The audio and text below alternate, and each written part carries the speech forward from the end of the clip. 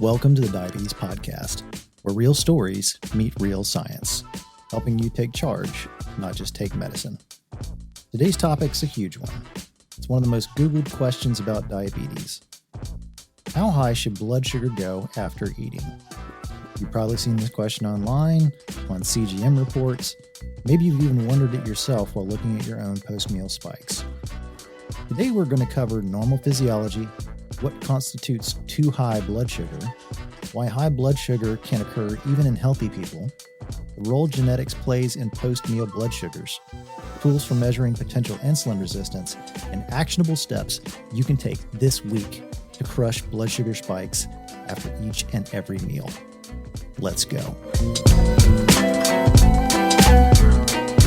Hello and welcome to the Diabetes Podcast. I'm Richie. And I am Amber. And Amber, today we're changing it up a little bit. Normally when we get questions on the podcast, we just reply directly. But we got one this past week that was so good, we decided to do an entire episode about it. Our listener writes, I eat healthy and exercise. I'm not overweight, yet I've been diagnosed with prediabetes for the past 4 years. My doctor told me I don't need to do anything, but I wanted to find out why. I started wearing a CGM and found out whenever I eat some carbs, like noodles or a sandwich, my glucose rises above 180. It does come down below 120 after 40 minutes. Is it normal for glucose to spike above 180 after a meal? Is this considered insulin resistance? Amber, this is a big one. It's confusing for people who are doing everything right, but still see big blood sugar spikes after meals. So take us in. What should happen after we eat? And what do these spikes actually mean? All right. So let's start where we tend to start in our podcast, which is normal physiology and the basics. So most people, whether you have diabetes or not, understand that it's carbohydrates that have the biggest effect on the blood sugar. This is the fuel source for your cells. And when we eat carbohydrates, glucose enters the bloodstream, gets broken down out of the digestive system through the bloodstream. That's normal. That's how it is supposed to work. But in healthy non-insulin resistance, then the rise is controlled and really quick. Mm-hmm. Usually the rise doesn't go above 130, 135, say. And that's someone who has normal insulin sensitivity, a very predictable pattern where your blood sugar peaks around 45 minutes to an hour. And then by 2 hours, it's back down to normal. Okay. And by normal, again, I mean under 140. So everybody has some increase Absolutely. in blood sugar post-meal. It's just kind of the degree of that, which would indicate a problem. Yes, it's normal for glucose to rise after meals. It's normal for glucose to enter your bloodstream and cause a rise, which signals the release of insulin to let the sugar get into the cell, 100%. And this data was found in really high quality continuous glucose monitoring studies on healthy adults that showed that people without insulin resistance rarely go above 140, no matter the carb, even in really high carb. So the spike, the previously mentioned spike of 180 after a meal, that's not typical for somebody with a normal metabolism. Correct. So Okay. that can happen in a meal that is really high in refined sugars like white rice or juice alone. But even then, it's uncommon for somebody who has good insulin function. So if somebody repeatedly spikes into 160, 170, 180 after meals, that's definitely a sign of an early metabolic shift, that things might be too high. Okay. So let's go right into the question that everyone has. How high is too high? Is it over 140? Is that the threshold? Yes. And then you get my most famous, most common answer, which is it depends. There's Yeah. always nuance. There's always different scenarios. So it depends on the situation, I will say. So again, ideally a healthy peak after a meal is under 140, but spikes that go up into the 160s and 200s, those usually reflect early insulin resistance, potentially some delayed insulin release, or most commonly a mismatch between the meal type and the metabolic capacity in the moment, or even the metabolic capacity in the long term. And remember that this 160 to 200 is more of a threshold. It's not saying that, like, these are top end numbers representing there might be some insulin resistance. There might be some underlying disease process going on, because the diagnostic criteria for type 2 diabetes is an anytime blood sugar above 200 with symptoms. And usually they want that anytime blood sugar to be repeatable as well. So, like, the blood sugar is over 200, frequent urination, frequent thirst, wounds that won't heal, this sorts of thing, like a pattern across time, really. And other diagnostic criteria for this are a fasting blood sugar greater than 126 or an A1C greater than 6.5. But then there's prediabetes that has that diagnosis exists, recognizing that there are problems occurring many, many years prior to people reaching this diagnostic criteria. So it's trying to identify these disease processes more early so that steps can be taken to make change. So there's a big space between ideal and diabetes, and that's where most people live, in that space between. Right. So is it safe to say someone can hit 180 without being diabetic yet, but that's not necessarily an indicator that everything is okay? Yep. Yep. And that's why there's the fasting insulin levels, and prediabetes and all of those things. So there are definitely signs that insulin isn't working as well or as quickly as it should. So I'm going to bring up my most blood sugar embarrassing story, I guess we could say. I don't know that it's embarrassing. I would agree with you. I think It's it just not. illustrates that like your body can do some wild stuff if you're not paying attention. I think that's the takeaway. Yes, if you are under stress, not paying attention. So this particular Boom Chicka Pop story, and I'm sorry if you are a manufacturer of Boom Chicka Pop popcorn. I love that popcorn. It's really tasty, but because I really enjoy it, I overindulged one day, and it was a day where I don't think I'd exercised in 48 hours, which is pretty rare for me. And it was probably 6 to 8 weeks after my dad passed away. So there was some stress there. And I had skipped breakfast, which I don't recommend people do typically.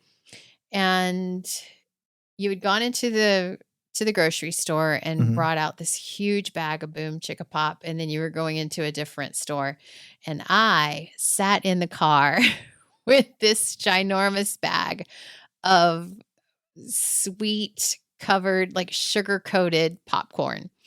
And additionally, you were wearing a CGM for work. That's an important part of the story. I had been gifted a continuous glucose monitor to just try out and see the experience for people who have diabetes and who would wear this on a normal occurrence. I always like to try out diabetes tech where I can and really have an understanding of things. And so I had this device on, and I'm just eating mindlessly, which I also do not really recommend. I think I had eaten, I actually counted the carbs. Hold on. Let me see if I can, I can't pull it up right now, but I remember the blood sugar went up really high, maybe like 160 to 70 range. And then you come back from the grocery store and we were both starving, and you're like, let's treat ourselves and go out to eat. And so we went to a Latin restaurant and I got, of course, beans and rice and plantains. And so like not really the best choice of meals when your blood sugar is already 160 or 170. So ate this and the blood sugar skyrockets even further to a high of 235. I was like freaking out. Like, this isn't really, like, is this real life? Like, there's no way this is really happening to me, who is not diagnosed with prediabetes or type 2 diabetes, diabetes educator. I know what I'm doing. And what is this that I'm seeing right here? Like, what is this about?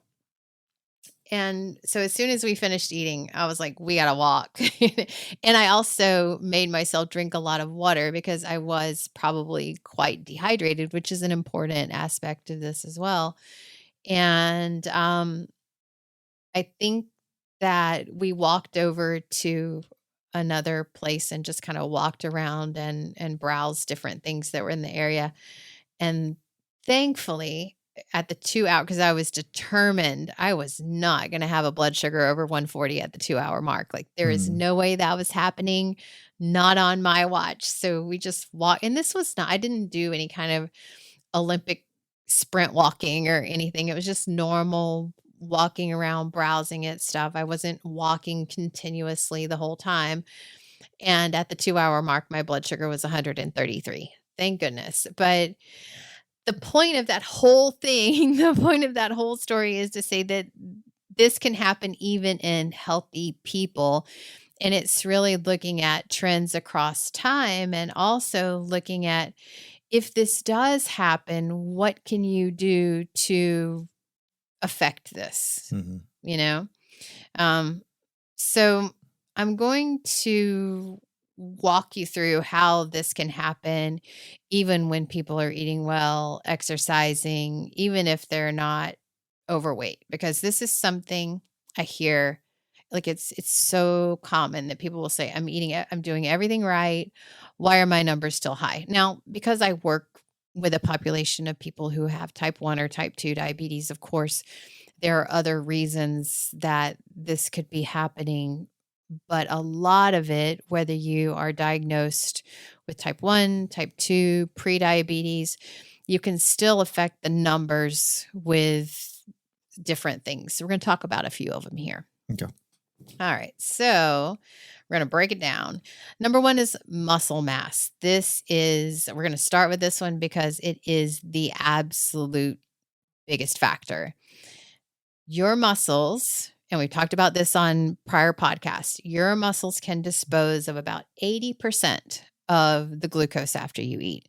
That's that. Muscles can take in the excess glucose that doesn't get into your cell. So conversely, if somebody has low muscle mass, even if they're a thin person, being thin has really little to do with how much muscle mass you have. If you don't have enough muscle mass, you simply do not have enough glucose storage real estate. Mm-hmm. So the glucose stays in the bloodstream longer. And in fact, a lot of thin people could have what we call TOFI, which is thin on the outside, fat on the inside, meaning they have low muscle, high visceral fat, and can be very insulin resistant, even though through the untrained outward appearance appear like a thin individual. So it's really not about how much you weigh, it's about how much muscle you have that determines how well you're able to clear the glucose out from your system. And just so we're clear, like, we're not talking about like bodybuilder big level of muscle, right? Like, just a healthy composition, the ability to maneuver your body in space, and I would say maybe approaching mildly athletic. Is that kind of what we're talking about from a composition standpoint, or how would our listeners kind of know what a reasonable muscle composition goal would be? Well, you bring up some good points. It's hard to measure without like a DEXA scan per Right. se, but yes, I'm talking about more of an athletic type build, and really just improving from where you are, increasing your muscle strength, muscle tone, just lifting weights beyond your body weight, Maybe that was kind of what I was getting at. Yeah. Maybe increasing resistance training, Yes. not so much cardio as it relates Yes. specifically to Yes. muscle composition. Great point. So I need to subject my body to stress from a compression of the actual bones, tissue, all that other kind of stuff, not so much just getting my heart rate up. When you train your muscles, when you have more muscle mass, you're going to have a greater ability to access that GLUT4 pathway, which is an insulin independent pathway where you don't need the insulin to get the sugar inside the cell. Yeah. And this, I think we talked about it a little bit before. This pathway is accessible to people with type 1 as well. So complete, lack of insulin production, that GLUT4 pathway to get sugar out of your bloodstream and into your muscles is entirely based off of movement. Yeah. And somebody with more muscle can eat the same meal, yet have half the blood sugar spike from that. So then the other piece is meal composition, like what you eat with the carbohydrate matters as well. Like if you eat carbohydrates alone, if you had noodles, bread, crackers, juice, that glucose is going to hit the bloodstream really fast. In fact, like those types of foods I just mentioned are actually recommended as the types of foods you would need to bring the blood sugars up fast in somebody who might have accidentally injected too much insulin. So to keep the blood sugar spike better, you would eat what we call a mixed meal, meaning having some combination of proteins, carbohydrates, healthier fats, some fiber. And it's actually helpful if you have some non-starchy vegetables first. Number one, if you are taking insulin, it will give the insulin time to work in the system before the other carbohydrate parts of the meal hit.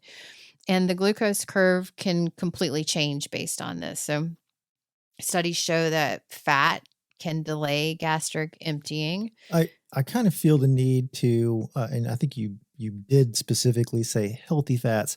Could you specify that just a little bit? There's a lot of talk in the interwebs these days about what constitutes a healthy or a healthier fat.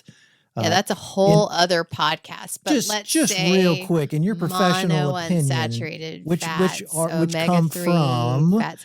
Your monounsaturated fats would come from things like avocados, olives, almonds. I don't know, because it's kind of hard to. A lot of people believe that fat is either all saturated, all polyunsaturated, all monounsaturated, and usually it's this scale of maybe it's 10% of one type. And like if you're talking about coconut oil, that is a saturated fat, and maybe that, and I'm rusty on this, but maybe that coconut oil is 80 or 90% saturated with 10% polyunsaturated and maybe 5% monounsaturated. So there's a gradient between these things, but you want to focus on the monounsaturated fats, the omega-3 fats, your fatty fish, your algae. If you're avoiding, if you're vegetarian or vegan and don't do fish, you could get algae oil, but not beef tallow. Not beef tallow. Okay, that is a saturated fat. Okay. Yes. And the only reason I bring this up is in the past 2 weeks, there is now advocacy at the national level to incorporate more saturated fat into the diet, which again is an entire separate podcast. To have a but nap. I felt the need. People, we love you. We are going to tell you the truth every single week. Yep.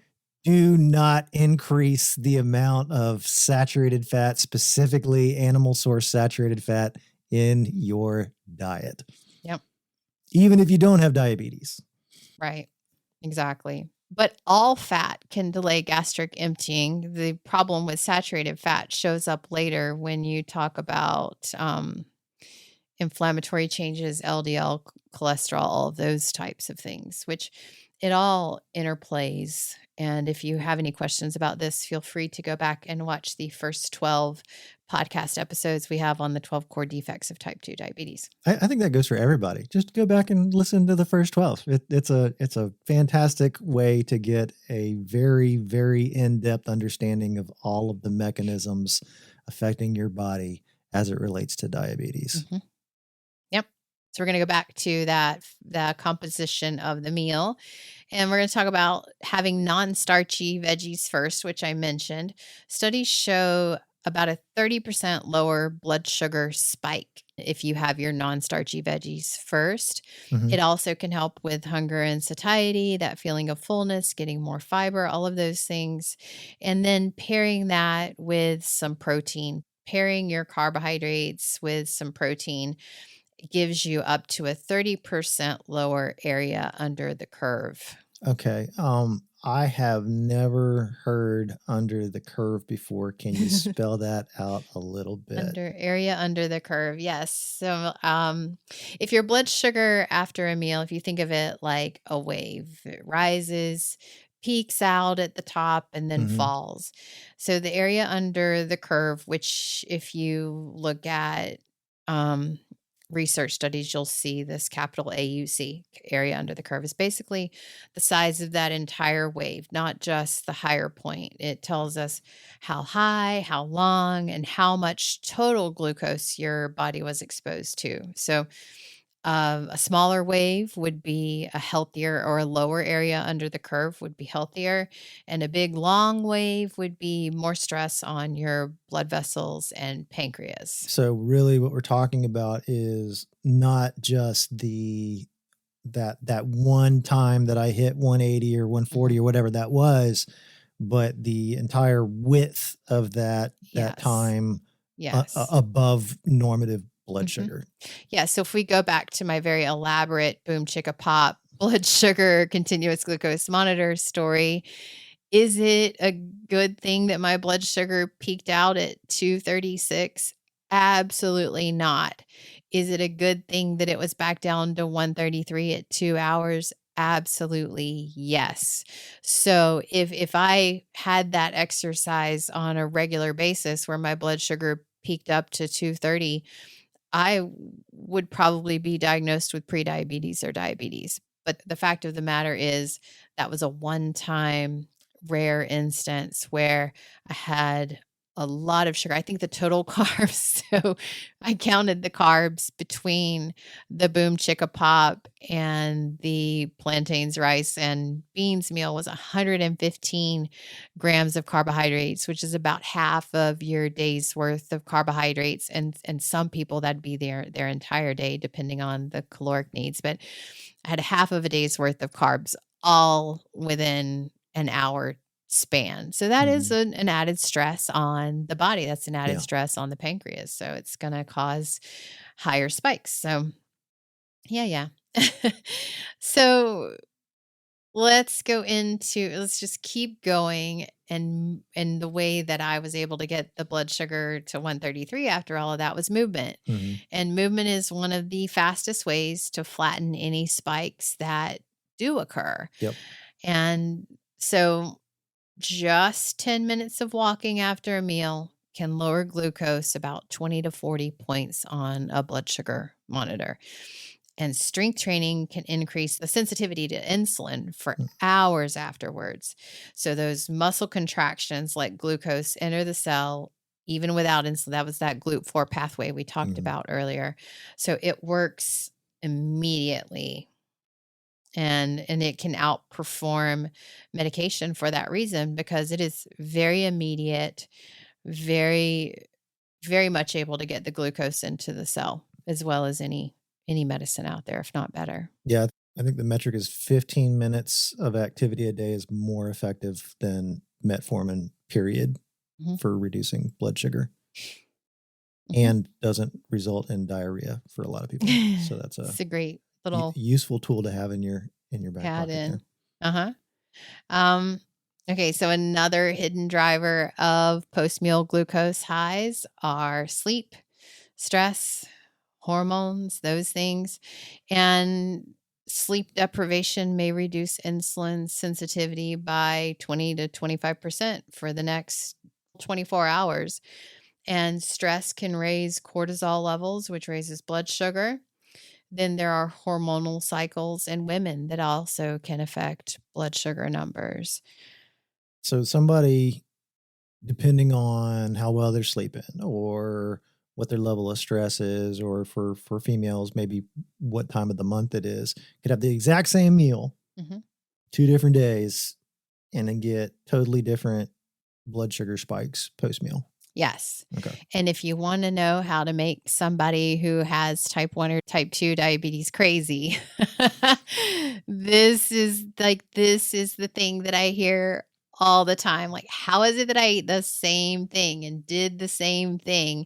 And one time it does great. And the other time my blood sugar went up to 240. Like, that makes people want to pull their hair out. Like, it's just so discombobulating. Like, they just don't even know what to do with that. Like, it's so common to feel that way, to have that experience.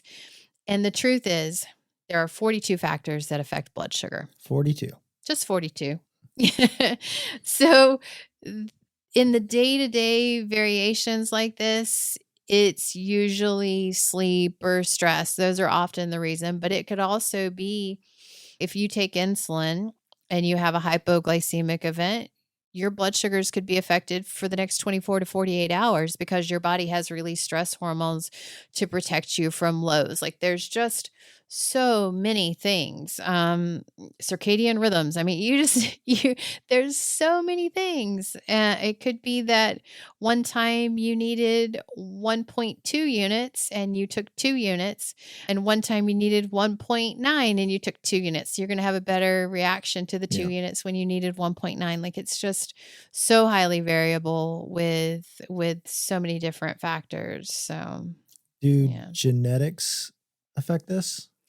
Oh, genetics. I love this topic because I find that oftentimes people will say, well, it's just genetic, kind of the same way that I hear, well, I'm just getting older. This is my life now. My mom had easy, diabetes. I knew I yes. was going to have diabetes, all that. Yeah. Yes. And there is some truth in that for sure. About 10 to 15% of people have genetic patterns that could make them spike higher after eating, even if they're thin, active, eating pretty well. But genetics are not the whole story. And, but let's talk about genetics for a minute, because there are a few genes that really matter. And, maybe I could say that boom chicka pop experience was due to my TCF7L2 gene. I don't know. I've never had. I see your face. Normally I ask for clarification. Is this even something that the people need to know? I mean, like, it's great that you're, I mean, you have a point, because who's going to get genetic testing for this? And maybe in the future, I'm sure you could get this genetically tested, but it probably costs a pretty penny if I had to guess. Right. I haven't looked into this, but I would guess that it's expensive. And the truth is, what are you going to do with that information once you have it? Like, could I assume that I have this TCF7L2 gene? Because look how high my blood sugar went from the boom chicka pop at the 1 hour, but then it came back down. So, I mean, I don't know. And does it really matter? Because my blood sugars are controlled and I'm active and I'm doing the things that keep me at low risk for heart disease and diabetes and this sort of thing. But let's talk about that gene, because it's a big one. It makes your pancreas a little slower at releasing insulin. So your glucose jumps higher in the first hour before the insulin catches up. So if I knew that I had that gene or didn't, it would not affect the fact that I know I need at a minimum 3 days of aerobic activity, and I want to do some weight training, and I'm going to try to get high fiber in my diet. I'm going to eat 5 to 9 servings of fruits and vegetables a day.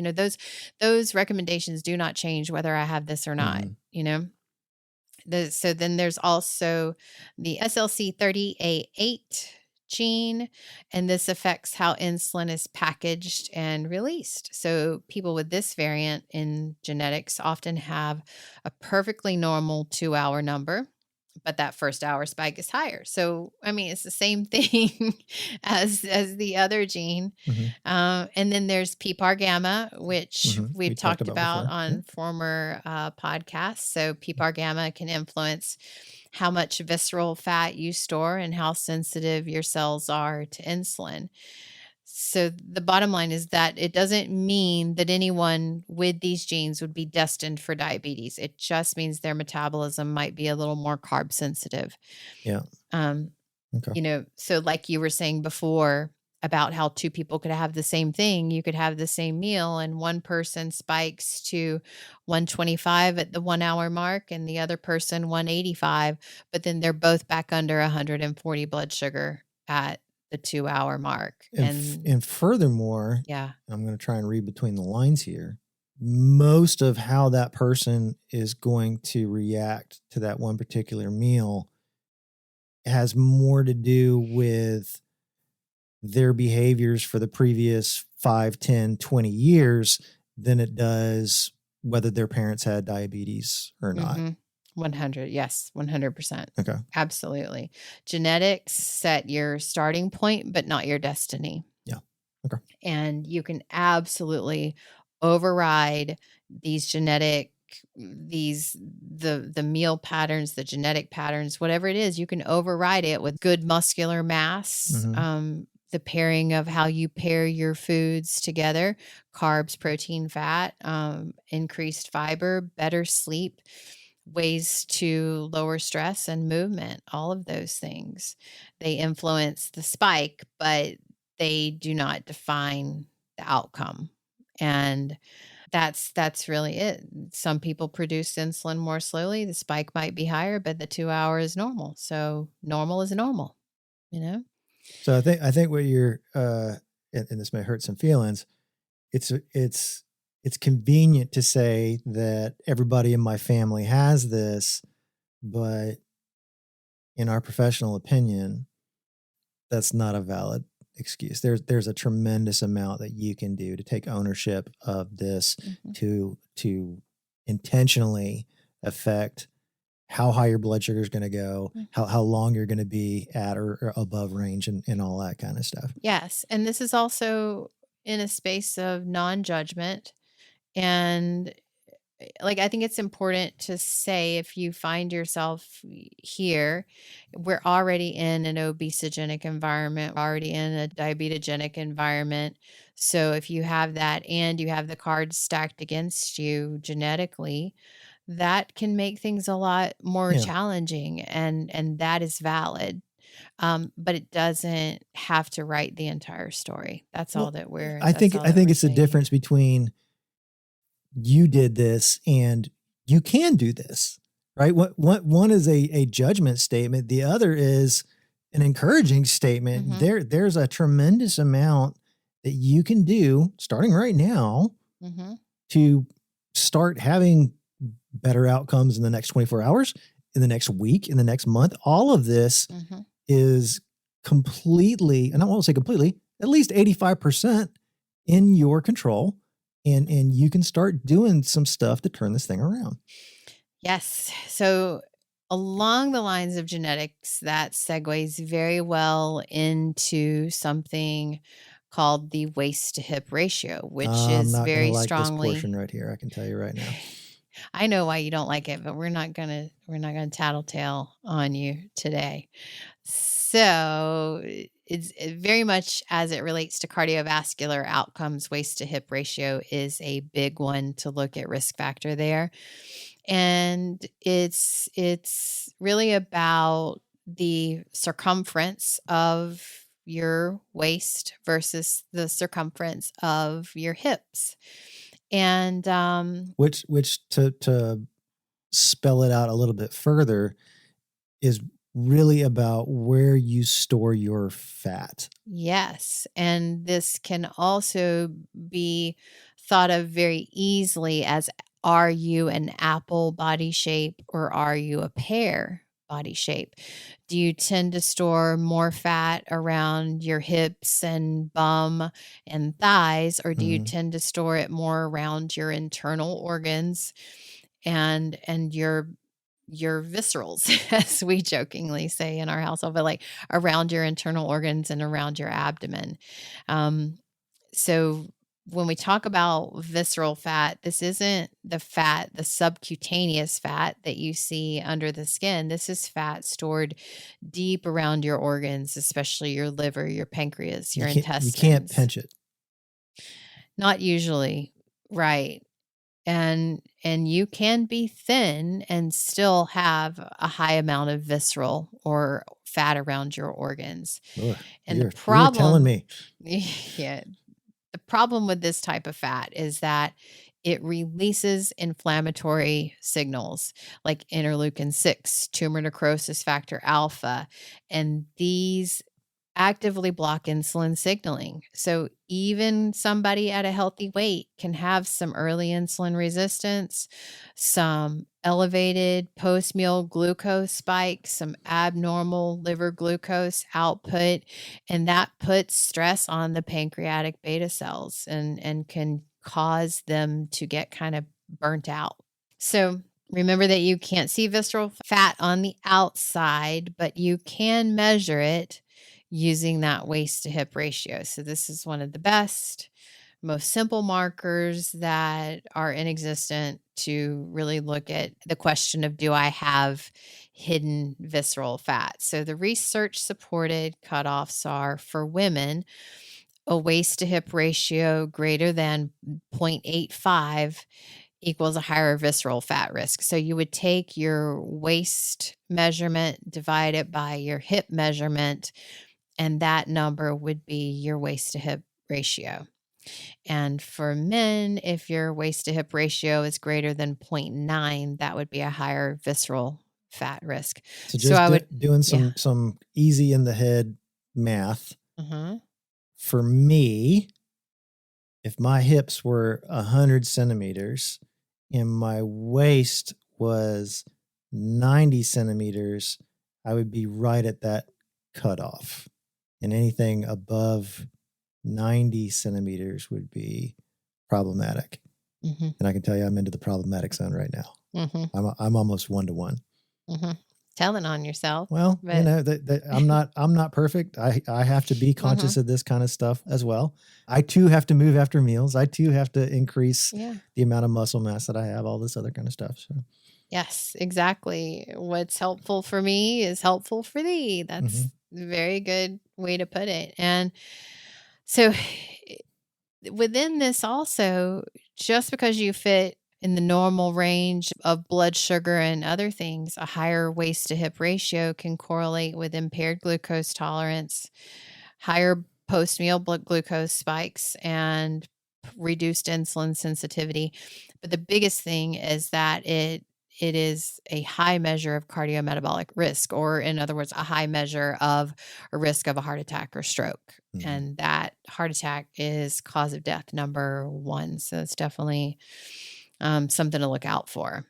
So somebody can have a normal BMI or body mass index. They can look pretty put together, pretty fit. But if their waist is proportionally bigger than their hips, that's a good indicator of at least elevated visceral fat. Yep. Okay. Yep. Because BMI tells you very little about metabolic health. You take any football linebacker and their BMI is going to put them into like obesity grade 1. And that may or may not be true. Some linebackers are quite overweight, but definitely not in the obesity category. And many of them that would be in this category are not overweight at all, you know? So yeah, it can tell you like how much inflammation is going on, because it's a signal of how much visceral fat is stored around the organs. And again, that insulin resistance is tied to the visceral fat stored around the organs. And if you have insulin resistance, you're going to be more likely to have post-meal spikes. The outside picture does not tell the full story. So, in your professional opinion, the waist to hip ratio is more useful than looking at numbers on a scale. Absolutely. Okay. And I think that's That's a really important takeaway. Yeah. Because I can tell you, much to my chagrin, those waist to hip numbers don't fluctuate wildly on a day-to-day No, they basis or even a don't. week. Like this is something that you would have to continually work at to see positive movement in a direction. It's not going to be wildly affected by the sleep I had last night or how hydrated or dehydrated I am and all that other kind of stuff. So yeah, waist to hip ratio, according to studies, is going to predict insulin resistance more accurately than body mass index, weight, or body fat percentage. So if you really want to know, am I insulin resistant? That is a very quick and easy measure that you can do. Get a tape measure out, get the centimeters of your waist, get the centimeters of your hip, divide one into the other and see how you fare there. And that's even faster than getting your insulin levels checked. wow. Okay. Yeah. So if your waist is growing relative to your hips, even an inch, especially 2, that's going to be one of your earliest signs of metabolic stress. All right. So this is normally the point in the show in which we shift to solutions. What are some things, and I think we may have talked about it a little bit already. I hope I have. but can you really just kind of summarize and spell out what are some things that our listeners can do this week to start reducing those post-meal blood sugars? All right. Here are the most effective strategies. Pair your carbs with some protein. Add fiber. Okay. Eat your veggies, especially non-starchy veggies, first. Choose whole grains, so intact whole grains. The first ingredient on the nutrition facts label, when you get to the ingredient list, if you're having a wheat or some other product, it should say 100% whole wheat, not Should refined. Not say enriched wheat with you flour. don't want to see that word refined there.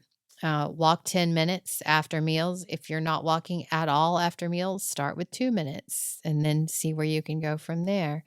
Strength train 2 to 3 times a week. Get more than 7 hours of sleep or get 7 hours or more. Reduce your stress. And that's, I hate to say, reduce your stress. Just Just calm do down. it. Just do it. Find what works for you to reducing a very high level of stress. It's just reducing it. It's not like get rid of your stress. It's not don't stress. It's just look at where you could potentially reduce that. If that's just taking a time out, taking some deep breaths here and there, whatever it takes to just reduce it some. Limit refined carbs, and that's going to lower the peak of the highest high, and it's going to lower the duration of the high as well. And that's exactly what we teach. That is the path to prevention of diabetes and remission in type 2 diabetes. Okay. Let's finish this episode kind of where we started. Okay. All right. So all of this came from a specific question that one of our listeners had. Let's answer that question directly. They spiked to 180 after having some kind of pasta or some sandwiches or something. Tends to come down quickly, not overweight. Is it normal? Is this insulin resistance? Yes. So a spike above 180 is not really typical for somebody who has normal insulin sensitivity.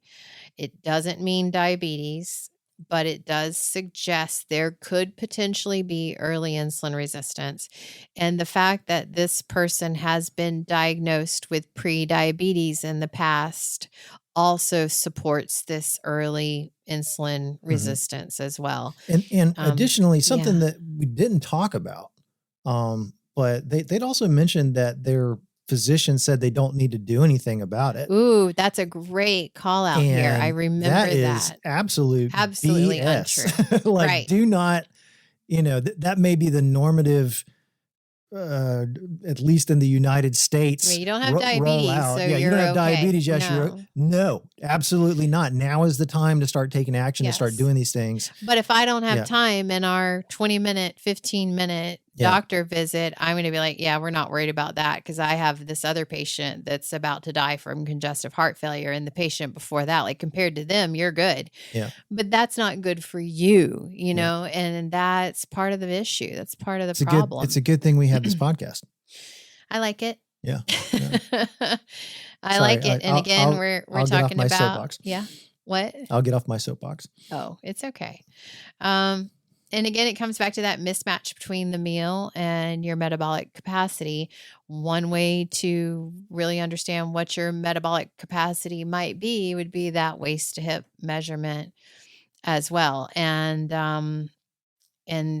this insulin resistance can be very common in people who have lower muscle mass, a higher degree of visceral fat, higher stress levels, poor sleep, and in some we're talking like 10%, maybe up to 15, genetic predisposition for that. And remember, weight is only one variable. A lot of people are getting on that scale every single day, but that is absolutely not the whole picture. And weight can vary so much by hydration levels, how much clothing you're wearing, if your scale has been calibrated, like so many things. And, you know, even if like in my Boom Chicka popcorn example, even though the blood sugar came down quickly, which is a good sign. And in this example, it's great that this person's blood sugar came down quickly, but the spikes are still worth addressing because if it's repeated across time, that can accelerate. And it does suggest some metabolic dysfunction. But the great news is all those patterns are modifiable in prediabetes and type 2 diabetes. So this wasn't a question from somebody who had autoimmune type 1 diabetes. This is someone who can affect change in their life here. All right. So good news. There may be cause for concern, but there are plenty of things that this and every listener can do to make this better. Yep. So for our listener, thank you for the in-depth question. And to all of our listeners, please keep the questions coming. If you are unclear about something related to kicking type 2 diabetes in the butt, chances are there are literally millions of people just in the United States alone who are wondering the exact same thing. This has been yet another episode of the Diabetes Podcast, and we will talk to you again next week. That wraps up today's episode on high post-meal blood sugars. If this episode helped you, or if you know someone staring at their CGM wondering what those spikes mean, share this with them. This podcast exists to empower you with clarity, confidence, and real-world strategies so you can prevent type 2 diabetes and even put it into remission. If you enjoyed this podcast, please like and subscribe. This really helps to promote this free podcast to others struggling with type 2 and pre-diabetes. And if you have questions, drop them in the comments section or send them directly to support@empowerdiabetes.com. We read all of them, and we may feature yours on a future episode. Until next time, take courage. You can do this, and we can help.